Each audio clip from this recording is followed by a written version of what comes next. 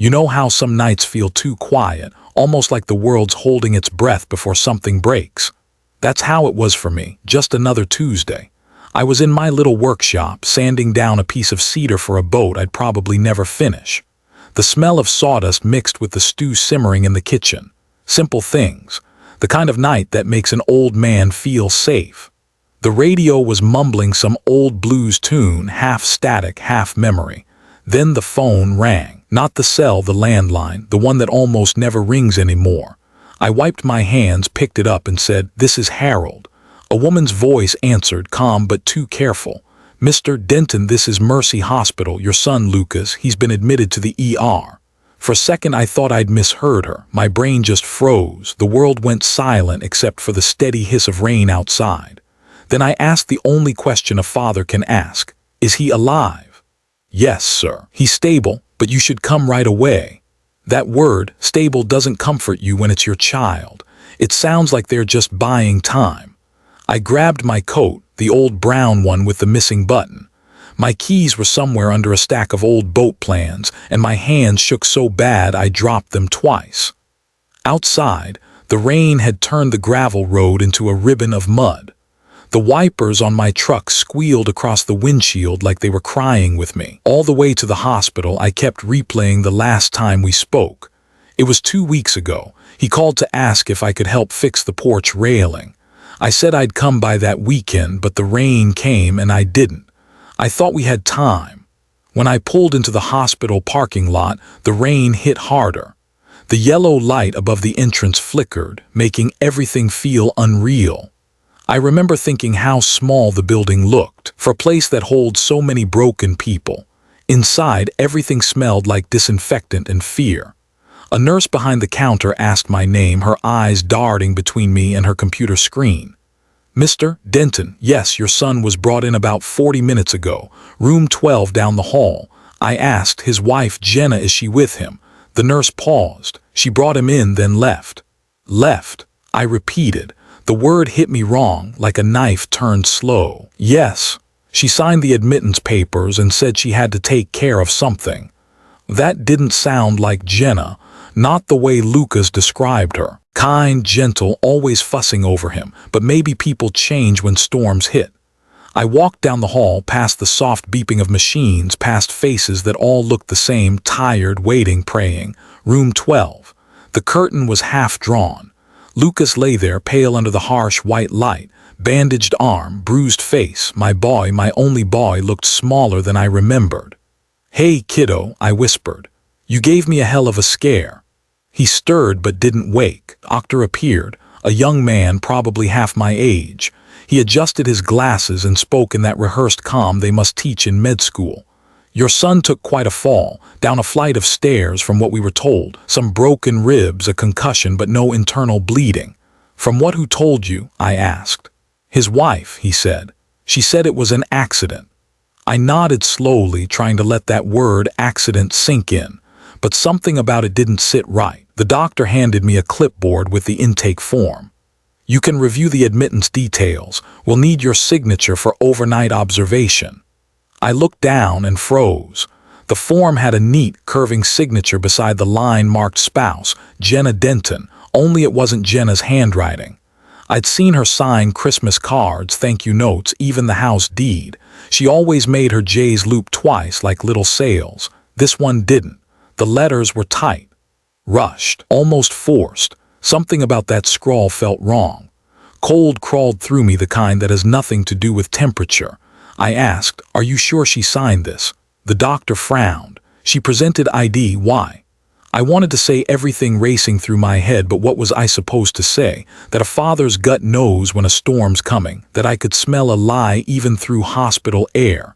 Instead, I said, "No reason, just tired." He nodded, left me alone with Lucas. I sat there, listening to the monitor beep, a slow, steady rhythm that felt like time itself holding its breath.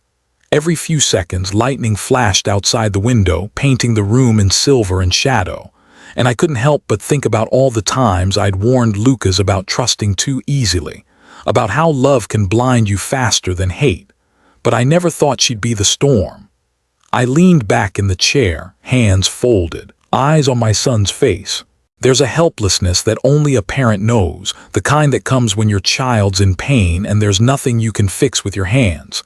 I've built boats, cabinets, even a house once, but no one teaches you how to rebuild a broken child. Hours passed. Nurses came and went. I must have drifted off because the next thing I knew, dawn was pushing through the blinds. Lucas was still out cold. I stood, stretched my back, and stepped into the hallway. The night nurse handed me a cup of burnt coffee. Rough night.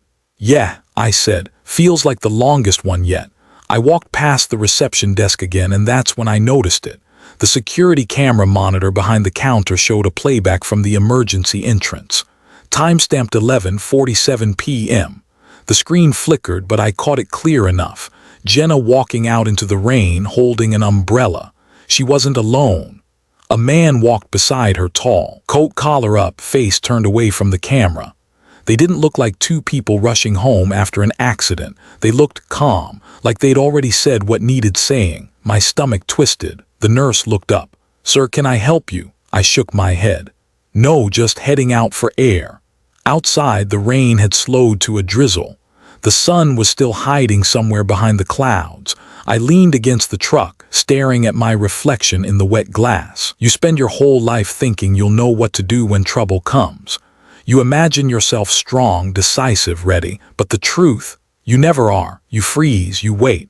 You hope it's not what you think it is. Then something small, like a crooked signature, reminds you that denial doesn't save anyone.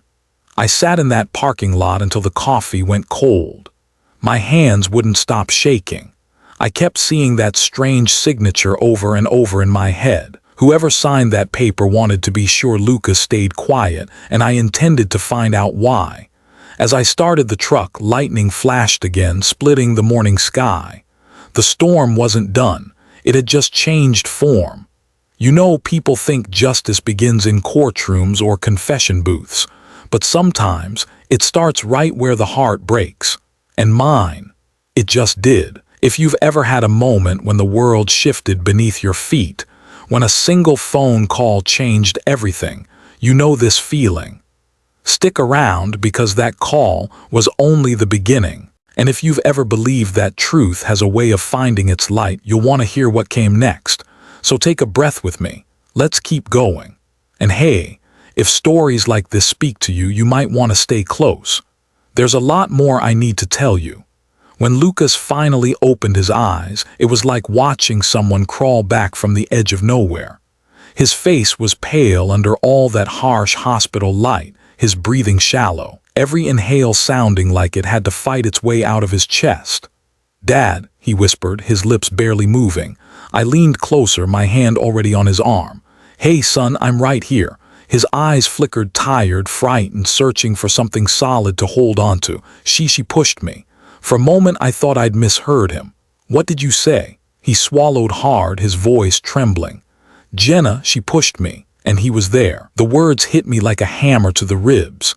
My first thought was denial. No, not her, not the girl he loved, the one who made him laugh again after his mom died. But his face said everything. "Who, Lucas?" I asked quietly. "Who was there?" He turned away, his eyes filling with tears. "Her co-worker. The guy she said was helping with that marketing project. I walked in on them." She panicked. She pushed me down the stairs before I could say a word. The machines around us kept beeping like nothing had happened, like the whole world hadn't just shifted under my feet. I reached for his hand. It felt cold, weak, bandaged, and I pressed it between mine. "You don't have to talk now, son, you just rest." But he shook his head. "No, you have to know. They'll twist it, Dad. They'll say I fell. They'll say I was drunk again." I looked straight into his eyes. "You weren't drinking." "I wasn't," he whispered. "But you know how it goes. They'll believe her. She's the one who smiles, who plays nice, and me?" His voice cracked. "I'm just the guy who works too much, forgets anniversaries, misses dinners." His breathing grew shallow. Every word seemed to cost him. "I saw his car outside, Dad. I knew something was wrong. I shouldn't have gone in." I squeezed his hand. "You did the right thing." He shook his head again. "No, I didn't. I should have left her long ago. But I kept telling myself she'd change." He was crying now, silent tears sliding into his hairline. I could feel my own heart tightening in my chest. You raise a son thinking you can protect him from the world, from heartbreak, from bad choices, from cruelty.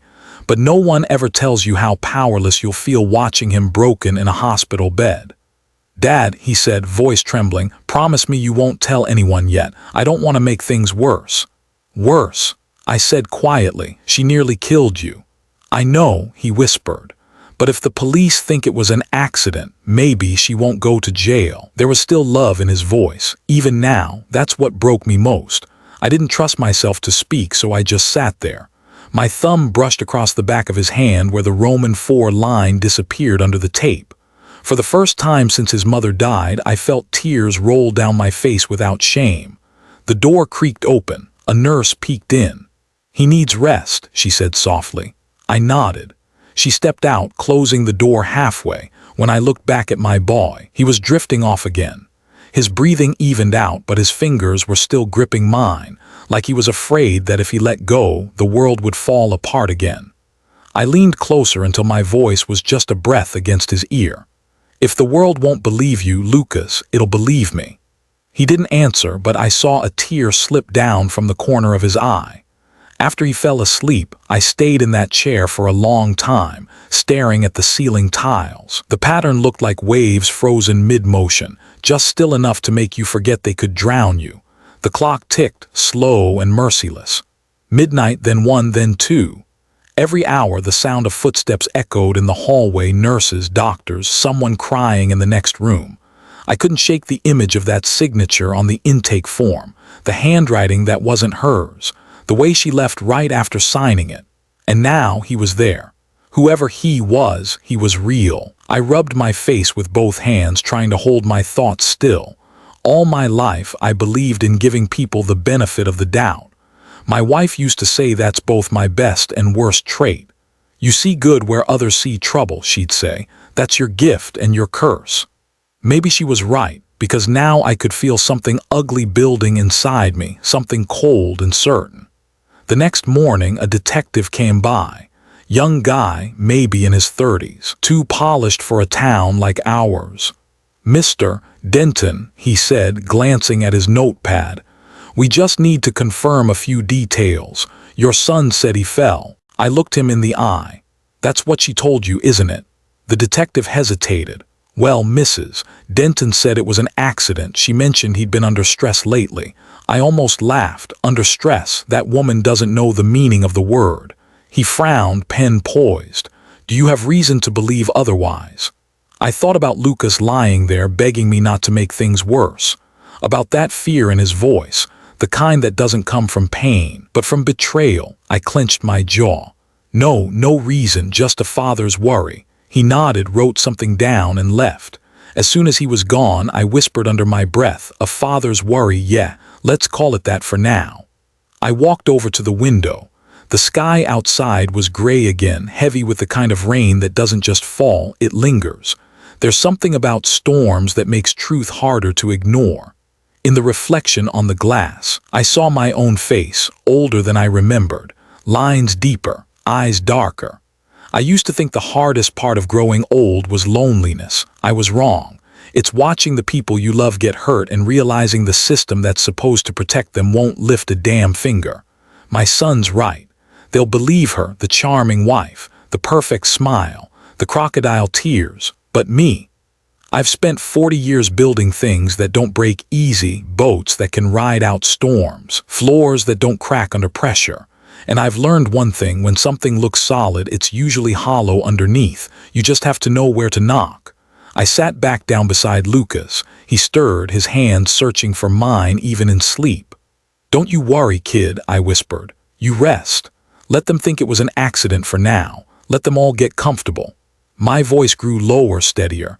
"Because your old man's not done yet, not by a long shot." The fluorescent light buzzed above me. The heart monitor beeped like a metronome for my anger. Outside, thunder rolled again, quiet this time, but close. I looked at my son, at the bruises blooming like shadows on his skin, and I made myself a promise. If truth won't come on its own, I'll carve it out of the lies myself.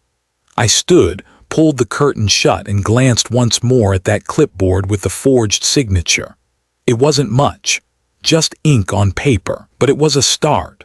And I'd learned something long ago from the sea. Every storm, no matter how big, starts with a single drop. This one was mine. There was a time when dinners at Lucas's house were loud, full of laughter and burnt garlic bread.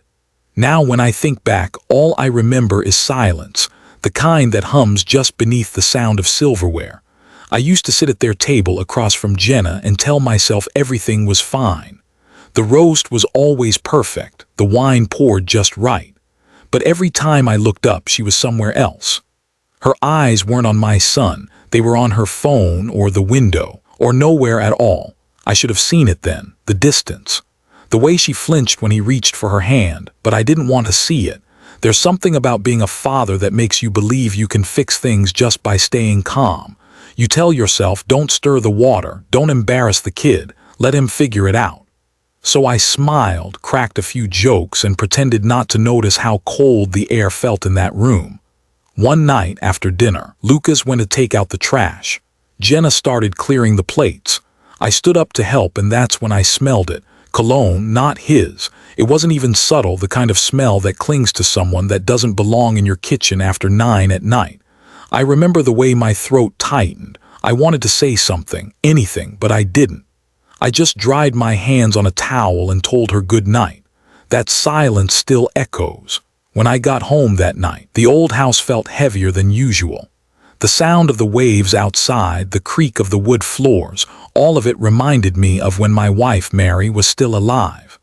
Back then, she could read my thoughts before I even said a word. I went to the bookshelf and pulled out one of her old journals. She used to write every day, little notes, prayers, sketches of boats she'd never build. I hadn't opened it since her funeral.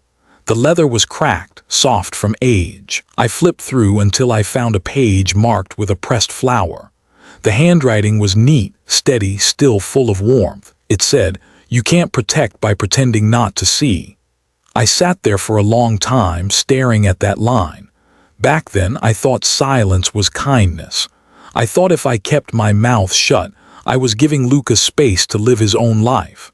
I didn't want to be the kind of father who meddled, who turned love into suspicion. But maybe that's exactly what I should have done. Because silence, I've learned, doesn't protect anyone. It just lets the cracks spread until something finally breaks. There was another night, months before the accident. Lucas called me, said they were having a small anniversary dinner. I remember bringing over a bottle of wine. When I arrived, the lights were dim, candles half burned. They were sitting apart on the couch, not even touching. I tried to lighten the mood. Told them about the boat I'd been working on, how I finally got the motor to stop sputtering. Jenna smiled politely, the kind of smile that doesn't reach the eyes. When she went to the kitchen, Lucas leaned toward me and whispered, "Dad, do you think people just stop loving each other?" I didn't know what to say. I told him, sometimes they forget how to listen. He nodded, looking like a man already halfway out the door of his own marriage. That night when I got home, I poured myself a drink and opened Mary's journal again. I kept flipping through the pages, hoping for some kind of wisdom. She'd written about everything, grief, patience, forgiveness, but one page stopped me cold. She'd written, "The hardest love is letting them make their own mistakes, but the cruelest love is watching in silence." I shut the book. My chest felt heavy, like I was drowning in my own choices. For weeks after that, I couldn't stop thinking about it. Every little thing Jenna did, the new perfume, the way she avoided eye contact, the sudden weekend work trips, it all added up. I remember one Saturday morning, Lucas stopped by the workshop. He looked tired but still tried to smile. "Jenna's at a retreat with her coworkers," he said, pretending not to care. I asked him if everything was all right. He said, "Yeah, just busy." He walked around the shop, running his hand along the wood beams, the boats in progress. "You ever feel like you're building something that's already sinking?" he asked. "Every day," I said quietly. That night I dreamed of water. Dark, endless water swallowing a ship that had been patched too many times. I woke up in a sweat, the echo of Mary's words still in my mind. "You can't protect by pretending not to see." It hit me then, the truth I'd been running from. I wasn't just afraid of confronting Jenna. I was afraid of losing the illusion that my son's life was still whole. I'd already buried one person I loved. I didn't think I could handle watching another fall apart right in front of me, so I said nothing. I let the silence grow roots. And now, sitting here in this hospital room, listening to the machines breathe for my son, that silence feels like a sin I'll never wash off. I picked up Mary's journal again from the bedside table. The last page she ever wrote before she passed was dated the day before she went into the hospital. Her handwriting was shakier then, but still her. It said, "Love is not soft. It's the courage to speak when it's easier to stay quiet." I closed the book and set it on my lap. "You were right, Mary," I whispered. "I thought I was being kind. Turns out I was just a coward."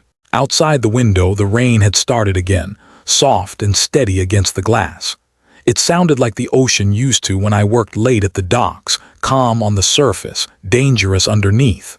I looked over at Lucas, still sleeping, his face bruised but peaceful. I wondered if he'd ever forgive me for not speaking up sooner. The beeping of the heart monitor filled the room. Each sound was like a clock ticking, reminding me how long I'd let things go unsaid. I leaned back in the chair, my voice low. "You tried to protect your mother by hiding how sick she was. I tried to protect you by pretending your marriage was fine. Guess we both learned the same damn lesson the hard way." The rain grew heavier, and for a moment I thought I could hear Mary's voice in it, soft, almost like a whisper. "Do something, Harold. Don't let silence win again." I pressed my palm against the cool window pane and whispered back, "I won't." In that moment, the storm outside didn't feel like chaos anymore. It felt like a warning.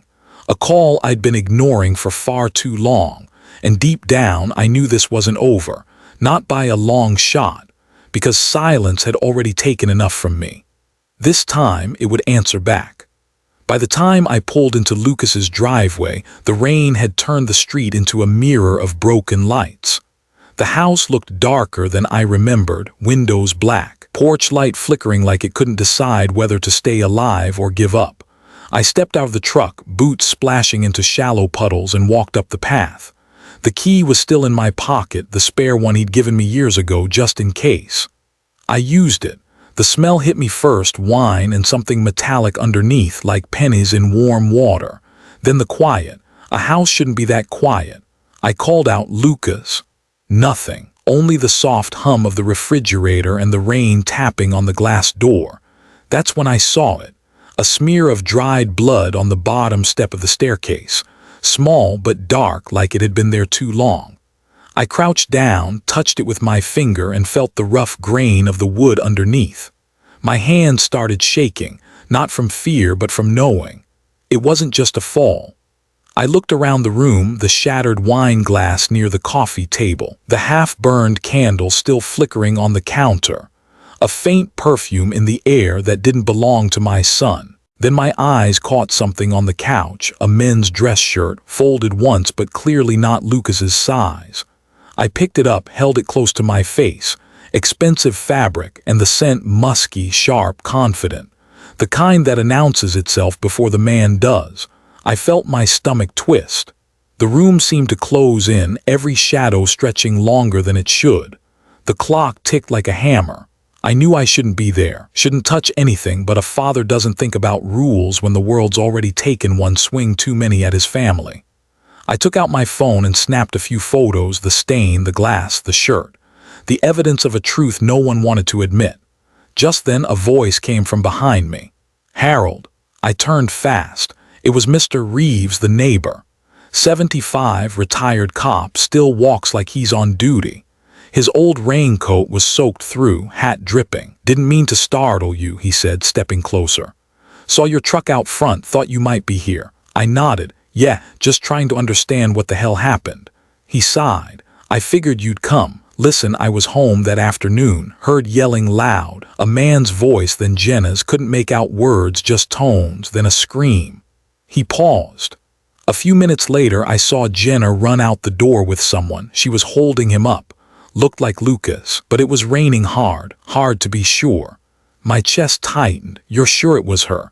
Reeves nodded slowly. "Positive. She got into the car, drove off fast, didn't even lock the door." I felt the anger rise up, hot, reckless. "And you didn't call the police?" He held up his hands. I didn't know what I saw, Harold. For all I knew, it was an accident. You know how people talk, she's a sweet girl, always waving, helping the neighbors with mail. Nobody wants to believe the nice ones could do something ugly. I let out a dry laugh. Yeah, that's how they get away with it. He studied me for a moment, eyes sharp despite his age. You think she did it? I know she did, I said quietly. He hesitated, then reached into his coat pocket and pulled out a small flash drive, silver, scratched, taped on one end. Then you'll want this. What's that? My security camera, faces the street, picks up the front of your boy's house. Been meaning to give it to the cops, but something told me I should talk to you first. I took it from him. It felt heavier than it should have, like truth always does. There's about an hour of footage, he said. From noon to 1, you'll see her car pull up, then someone else's. Can't see much inside, but he stopped. You'll see enough. The rain outside grew louder, thrashing against the windows like it wanted in. I looked around again, the blood, the broken glass, the candlelight flickering on the wall. Every piece of that house felt haunted by something left unsaid. Reeves shifted on his feet. Be careful, Harold. People won't like hearing what you've got to say. They'll tell you you're just angry seeing ghosts. I gave him a small, tired smile. That's fine. I've seen ghosts before. He nodded, understanding something without words, then turned to leave. His footsteps echoed down the porch steps, fading into the sound of rain. I stood there a moment longer, staring at that USB in my hand. It was cold, damp from his palm. Somewhere inside it, the truth was waiting, ugly, undeniable, probably dangerous. The candle on the counter sputtered, throwing shadows across the wall like memories that refused to die. I looked at the bloodstain again, the way it had soaked into the wood grain. You can scrub, sand, polish, but some marks never really come out. As I turned to go, I caught my reflection in the window, an old man, wet from the rain, clutching a piece of metal like it was a lifeline. My wife used to tell me, you can't fight storms, Harold. You can only learn how to stand in them. I think I finally understood what she meant. When I stepped back outside, the wind nearly ripped the door from my hand. The night air smelled of rain and rot. I walked to the truck, slid into the seat, and set the USB on the dashboard. The streetlights flickered off the metal like a warning or maybe a blessing.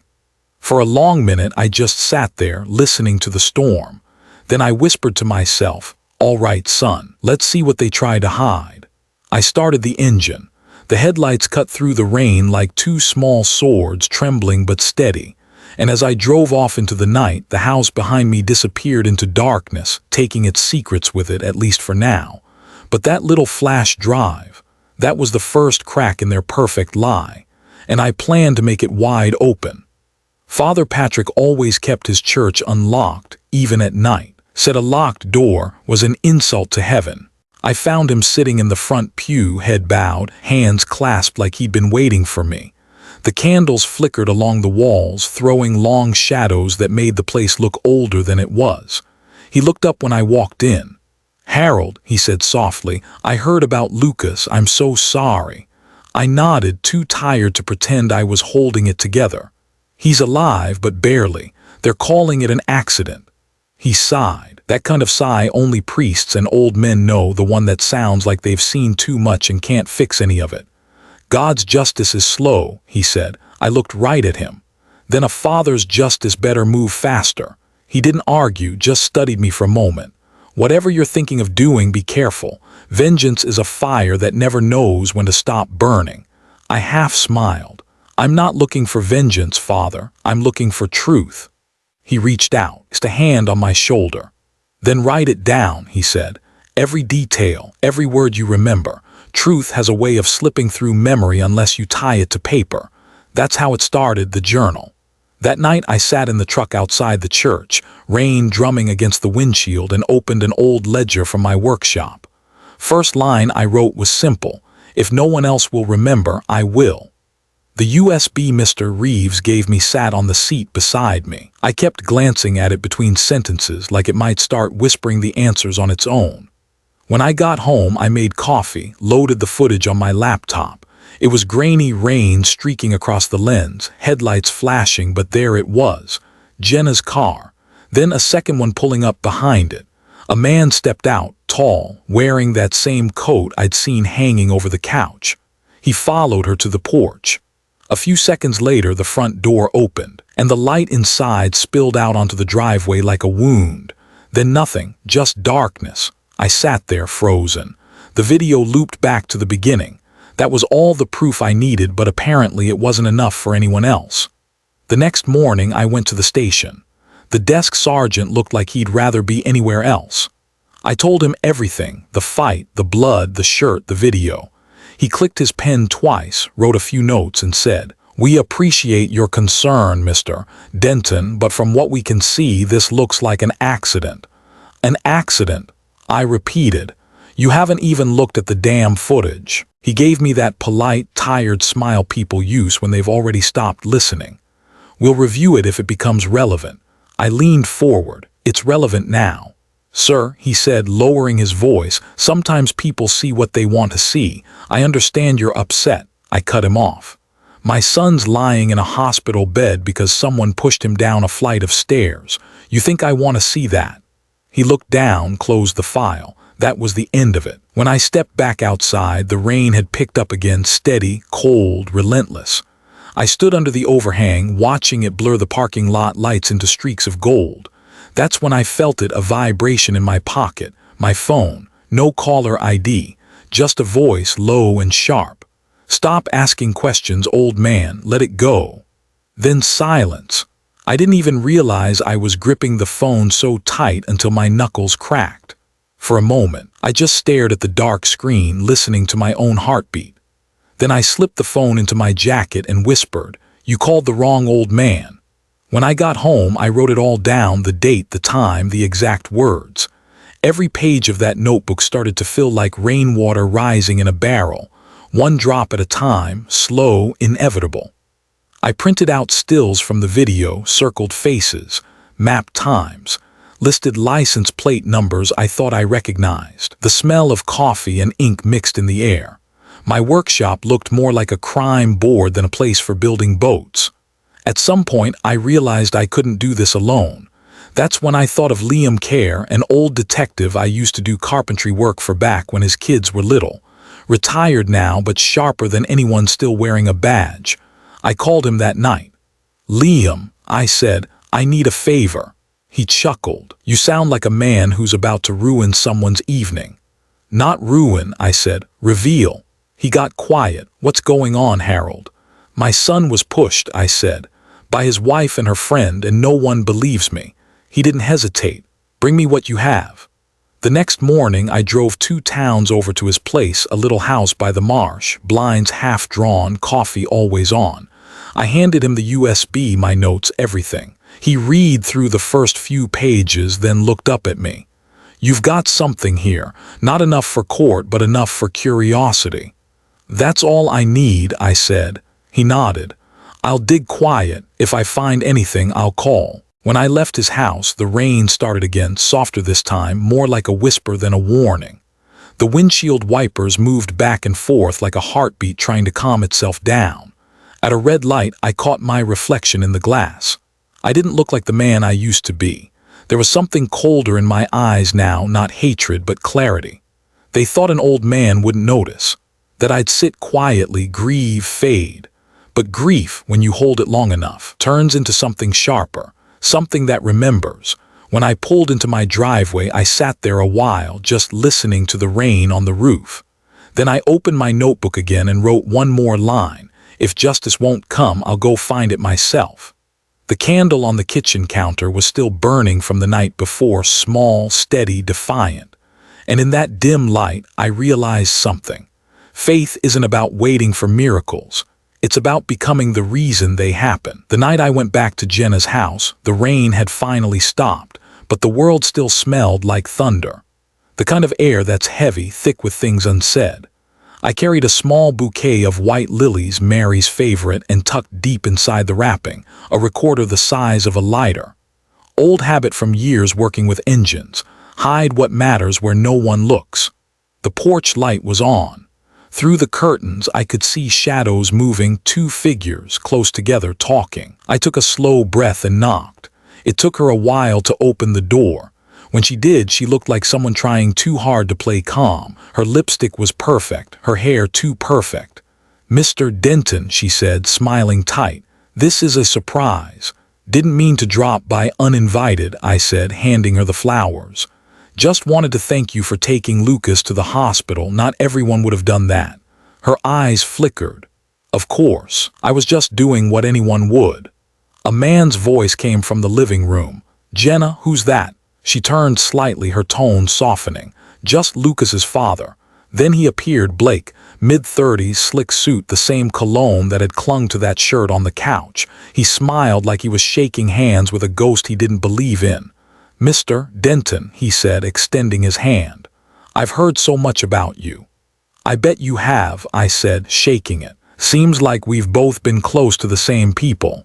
His smile twitched, just for a second. Jenna gestured toward the table. "We were just finishing dinner. Please sit, have a glass of wine."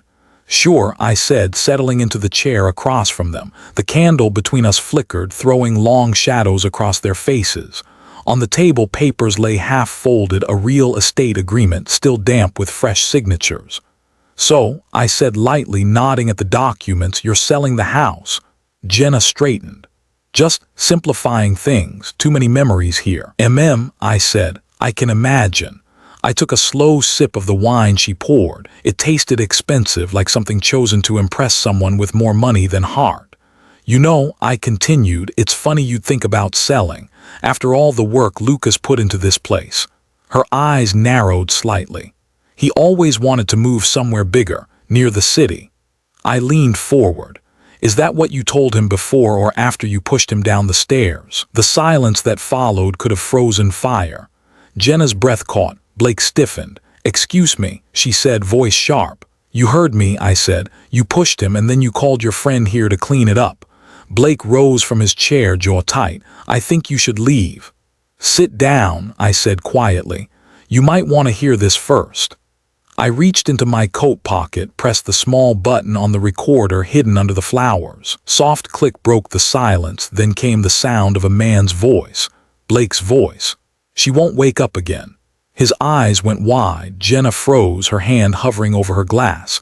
I let the words hang in the air, heavy and undeniable. "That's from the hospital parking lot. Caught it myself off a camera feed a good man shared with me. You two thought the storm would hide everything, didn't you?" Jenna's face drained of color. She glanced at Blake, but he was already stepping back, think fast, his charm melting into panic. "She told me he slipped." He snapped. "You said it was an accident." "Shut up," she hissed. I stood slowly. "Accident, huh? Then why run? Why forge her signature on the intake form? You see, I build things with my hands. I know the difference between a clean break and a deliberate hit." Jenna's voice trembled. "You don't understand." "No," I said. "I understand perfectly. You wanted the house. You wanted the money. You thought Lucas's old man was too blind to notice." The candlelight flickered harder as wind crept through the cracked window. I could feel my pulse climbing, the old tightness in my chest returning. Blake lunged forward, grabbing the recorder. "You think this proves anything? It's your word against ours." But as he spoke, his elbow hit the wine glass. It toppled, spilling across the table, deep red spreading fast over the papers, the tablecloth dripping down like blood refusing to dry. Jenna gasped.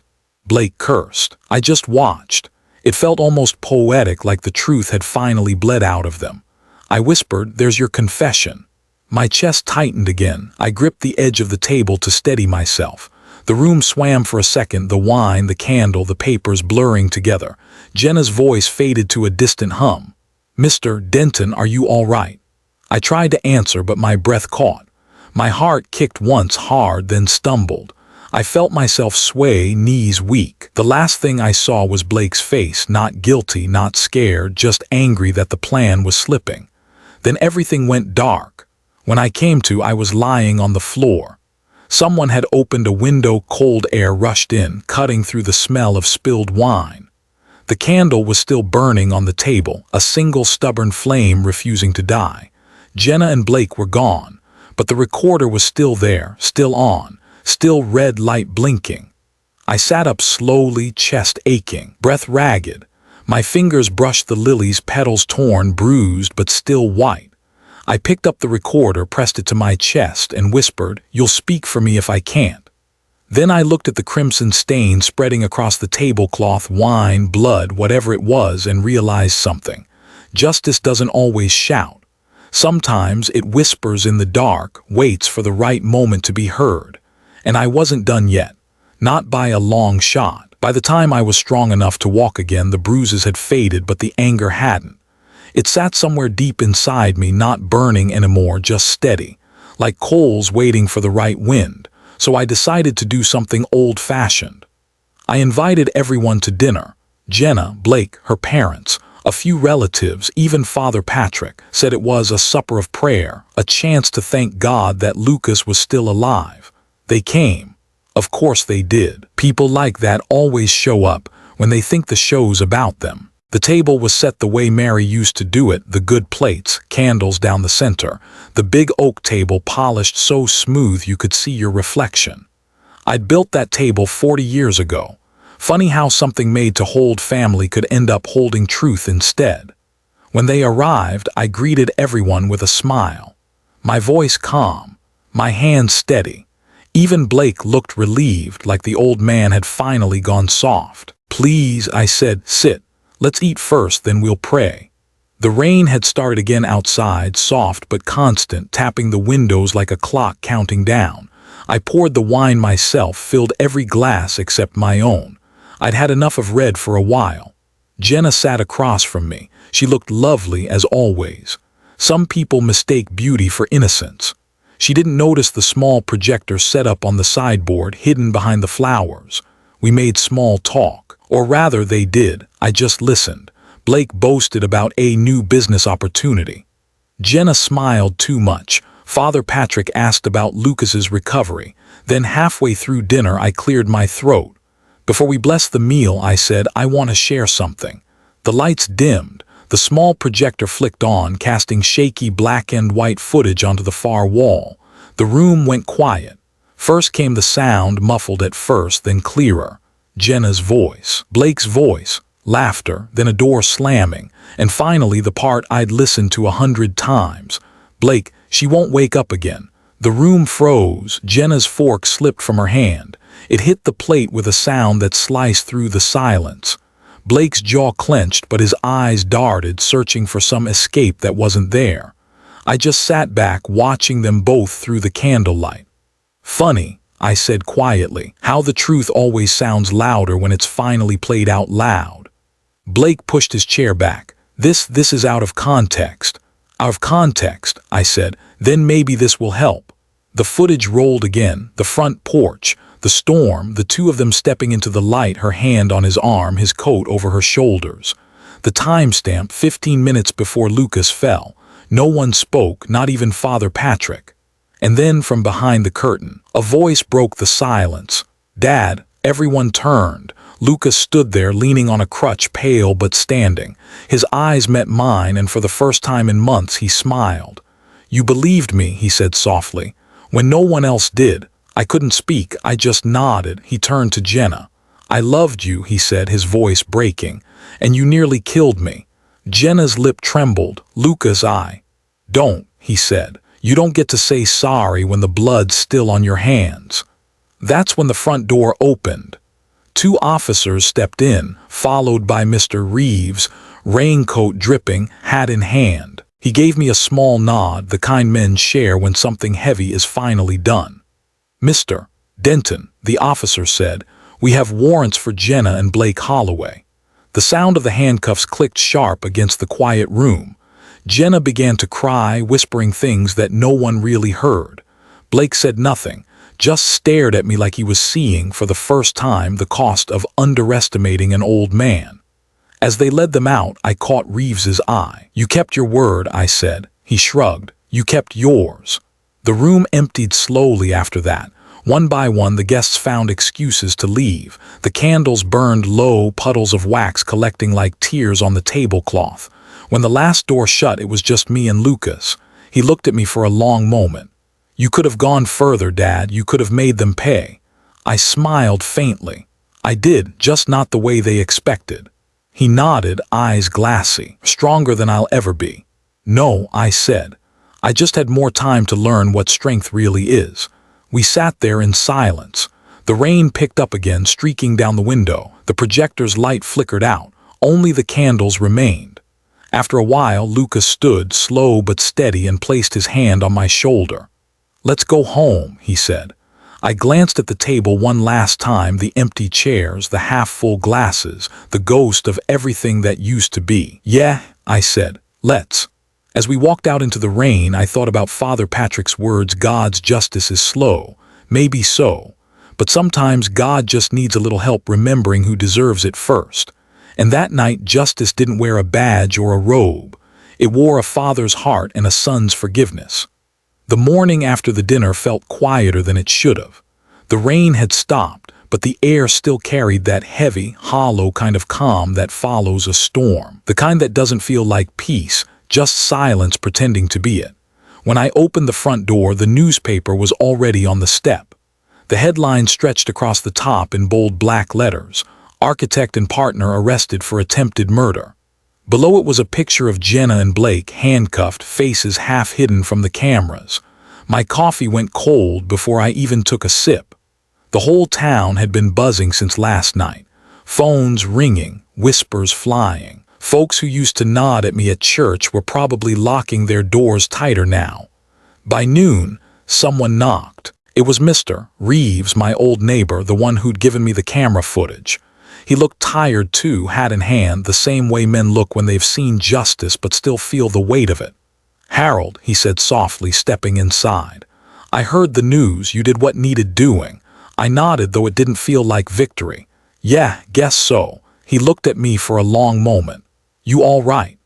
I wanted to say yes, but my hands were trembling again. Haven't slept much. Feels like when a storm ends, you're glad it's over, but everything's still wet. He gave a small smile, patted my shoulder. "You'll dry out, just takes time." After he left, I sat by the window, the newspaper still open on the table.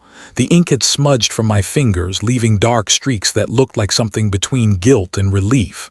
Then, around 3 o'clock, another knock. A slower one, hesitant. When I opened the door, Stella was standing there, Jenna's mother, dressed all in black, though there wasn't a funeral. Her eyes were red, but her lipstick perfect, like she was still trying to hold on to whatever pride she had left. "Mr. Denton," she said quietly, "may I come in?" I hesitated, then stepped aside. "Sure." She walked in, her heels clicking against the wood floor, stopping near the table where the newspaper still lay. Her eyes caught the headline and she flinched. "Do you know what this has done to my family?" she asked finally. I looked at her. "Your daughter nearly killed my son." "She made mistakes," she said quickly, almost desperately. "Terrible ones, but the press, the community, they'll destroy our name. Please, Harold, if you care about anyone beyond your own blood, don't talk to reporters. Don't give statements. Let this fade." I stared at her for a long time. Her voice trembled, but it wasn't sorrow, it was fear. The fear of losing face. "You came here to protect your name," I said slowly.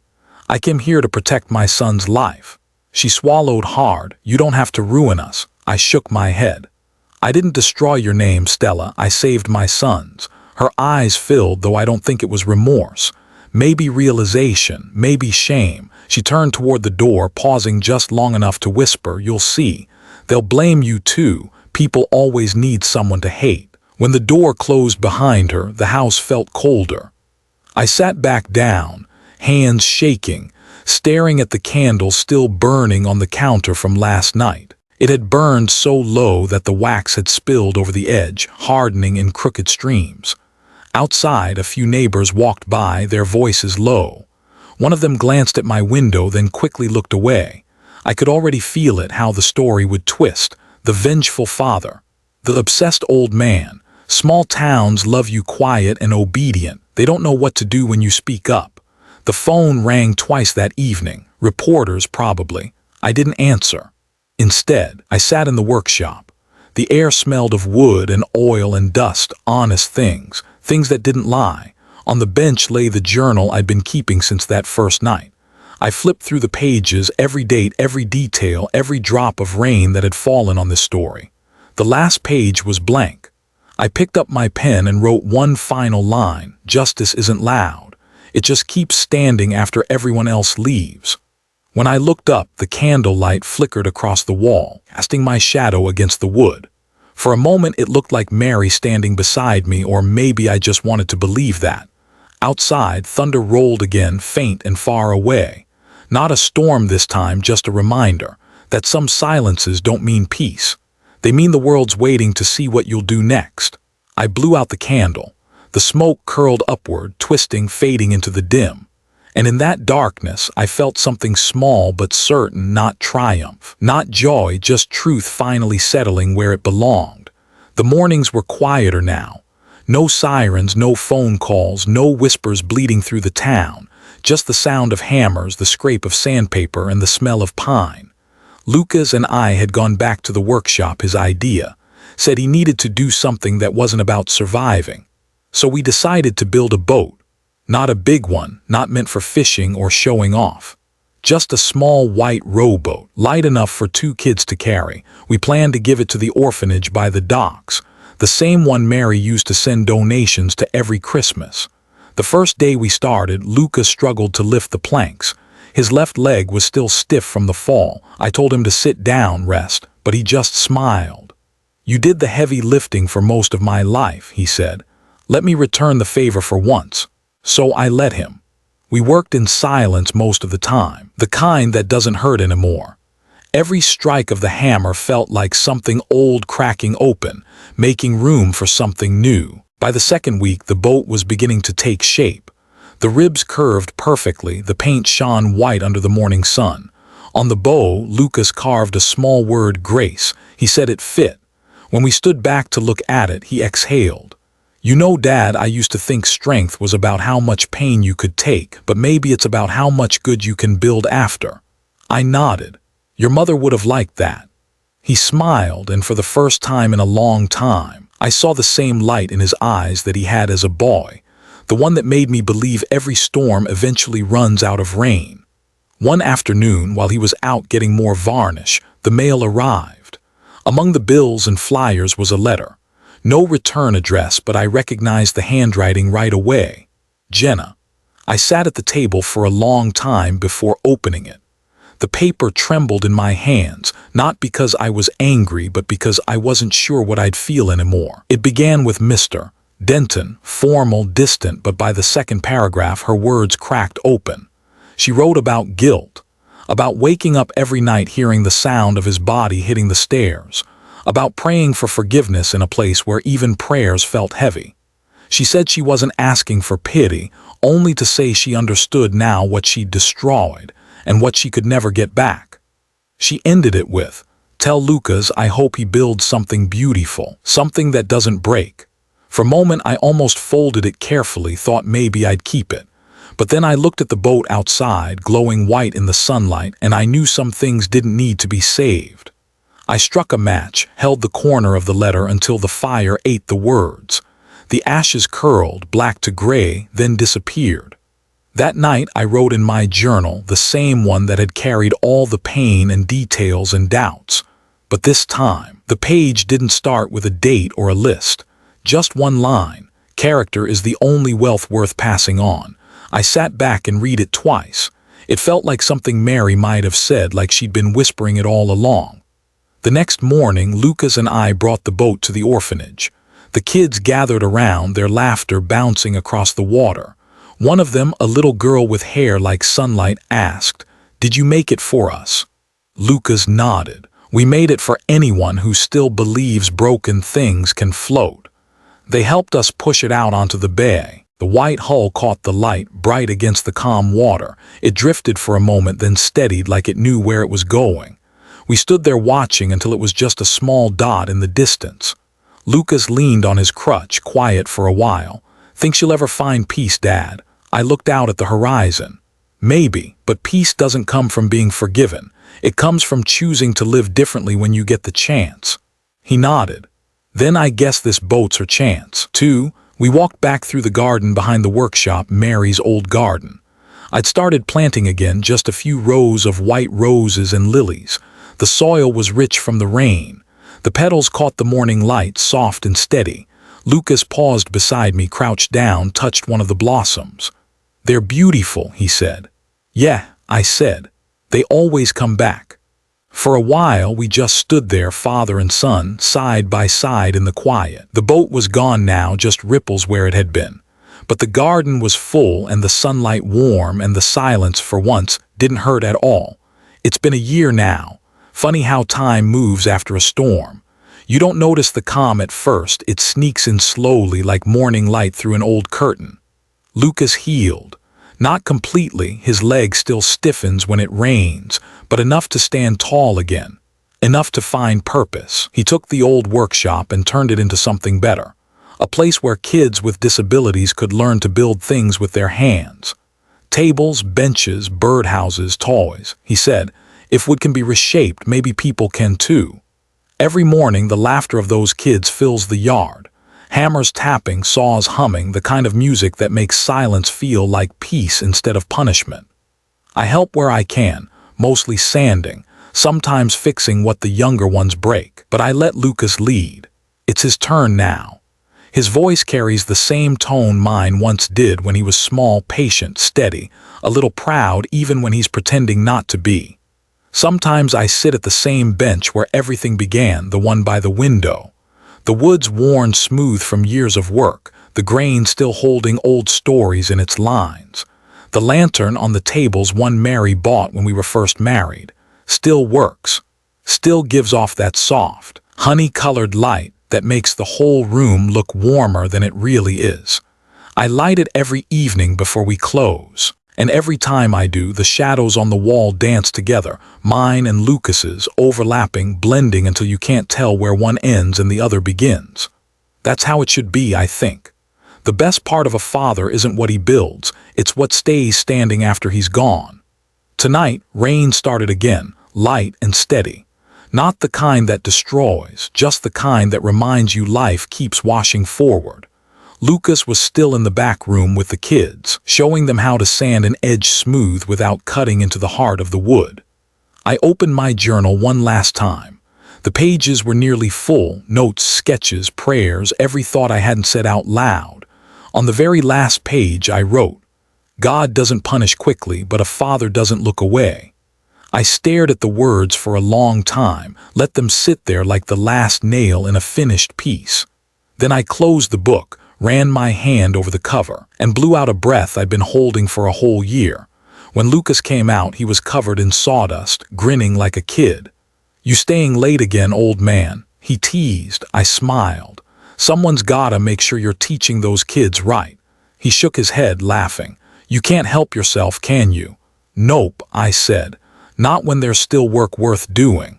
He turned off the main lights, leaving just the lantern burning. The glow reached up toward the rafters, flickering across the walls, catching the curve of the boat model we'd built. The small white one we'd given away, now recreated as a keepsake. The rain eased outside, turning to a whisper. For a moment, I watched Lucas lock up the back door, heard him humming the same tune Mary used to hum when she worked in the garden. I didn't say it out loud, but in my chest, I whispered a quiet thanks. For the pain, the healing, the proof that love doesn't die. It just learns to stand differently. When he passed by the lantern, our shadows crossed again, one tall, one steady. Together they made one shape on the wall. He looked at me, smiled, and said, "See you in the morning, Dad." I nodded. "Yeah, in the morning." He left, closing the door gently behind him. The sound of his footsteps faded into the night. The rain had stopped completely now. The smell of wet earth drifted in through the cracked window. Outside, the world was washed clean again, quiet but not empty. Inside the workshop, only the lantern remained, glowing steady on the table, its light warm against the old wood. I sat there for a while longer, hands folded, just listening to the clock tick, the kind of rhythm that tells you everything's right where it needs to be. And maybe, in some strange way, that's what forgiveness feels like. Not forgetting what happened, but learning how to live without letting it rot you from the inside. Because sometimes God's justice really does take its time, but a father's love, it never clocks out. If you were this father, would you forgive or would you fight? Comment your answer below, because every story, mine, yours, theirs, is someone's mirror.